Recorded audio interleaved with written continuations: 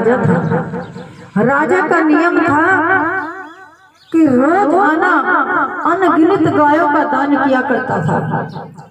जितने ब्राह्मण अर्थात जितने याचक उसके द्वार पर आ गए उतनी गायों को वो दान कर दिया करता था। किसी को निराश नहीं जाने दिया करता था। एक बार ब्राह्मण को जो दान गाय कर दी वो ब्राह्मण ने ले जाकर अपनी गौशाला में बांध दी और गौशाला से गाय खरीदकर वापस मृग राजा की गौशाला की तरफ चल गई।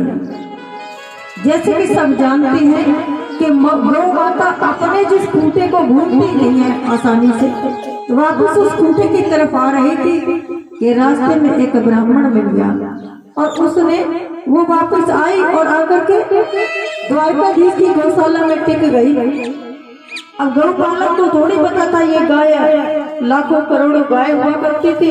उन्होंने उस गाय को भी बांध दिया और गाय का बांध करके जैसे ही नियम के अनुसार सुबह दूसरे दिन गौदान का समय होता है, जैसे नित्य प्रति वो दान किया करते थे, उसी प्रकार से जब उनका दान का समय आया तो वो राजा नृग ने गाय दूसरे ब्राह्मण को दान कर दी। इधर जिस ब्राह्मण के खूंटे से वो गाय खुलकर आई थी उस ब्राह्मण ने देखा कि मेरी एक गाय खुल गई।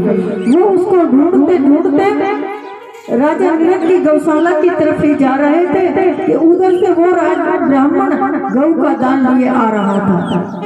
दोनों की रास्ते में भेंट हो जाती है।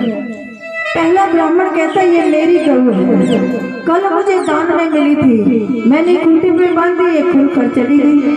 दूसरा ब्राह्मण जो गौ लेकर आ रहा था वो कहता ये मेरी गौ है, मैं तो अभी राजा के यहाँ से लेकर आया हूँ इस गौ को। अब दोनों सत्य बोल रहे हैं, दोनों में झूठा कोई भी नहीं है, झूठ कोई से भी बोला ही नहीं।